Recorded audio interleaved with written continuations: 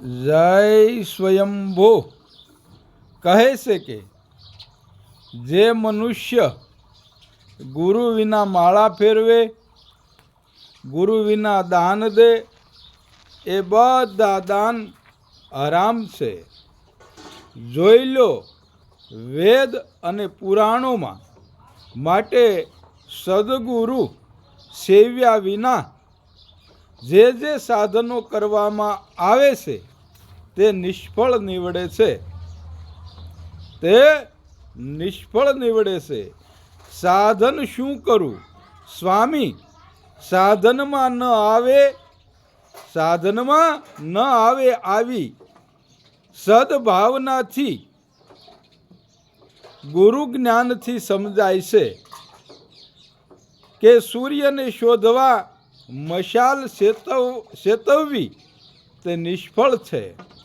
કારણ કે સૂર્ય મશાલને અજવાળે જડે એમ નથી. સૂર્ય પોતે સ્વયં પ્રકાશવાળા છે. તેમ છતાં સદગુરુ ઉપદેશથી અનુભવનો ભાણ ઉદય થતા એ સત્ય સ્વરૂપ આપોઆપ અનુભવાય છે. માટે સાચા સદગુરુનું મિલન એ જ સાધન સાર છે. એવા સદગુરુના સન્મુખ ના જતા બીજું જે કરવામાં આવે છે તે મહેનત મફતની જ છે. એ બધું નિષ્ફળ છે. માટે સદગુરુ આજ્ઞા કરે છે કે સાચા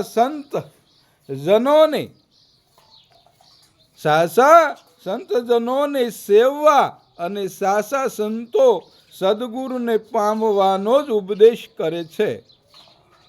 એ રીતે સંતો અને સદગુરુની પરસ્પર ગુંજ યુક્તિ દ્વારા સદગુરુ સંતોમાં પ્રેમ અને ભાવના જાગૃત કરાવે છે.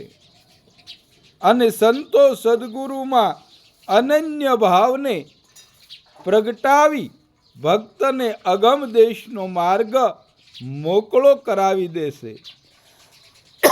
અગમ દેશ કે જે દેશમાં મન અને વાણી પહોંચી શકતી નથી, એ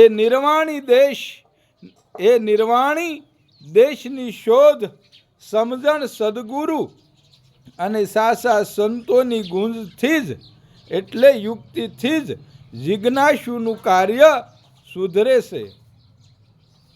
નિજ સ્વરૂપની સમજ થતાં પોતે દેહનો દ્રષ્ટા છે એવું ભાન થતાં દેહમાં જે અહમપણાની વૃત્તિ હતી તે અહમભાવનો વૃત્તિમાંથી નાશ થતાં લક્ષ્ય 84ના ભ્રમણનું સંકટનો અંત આવી જાય છે.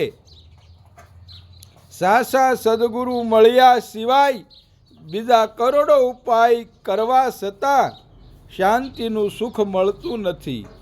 ઠરવાનું ઠામ તો સદગુરુ દેવનું શરણું જ છે.